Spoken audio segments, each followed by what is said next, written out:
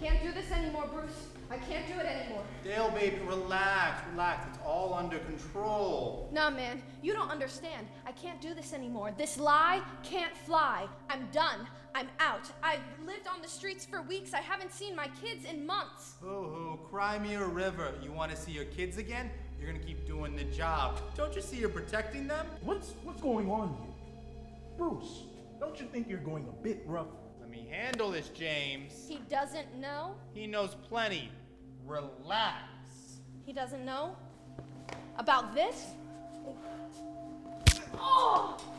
I think you broke my Are beak! you an idiot? I'm trying to blow your cover? Everyone knows the birds don't come around these parts. Wait. Bruce, are you telling me that birds aren't real? No, we're not. We're owned by the government. They make us poop on cars.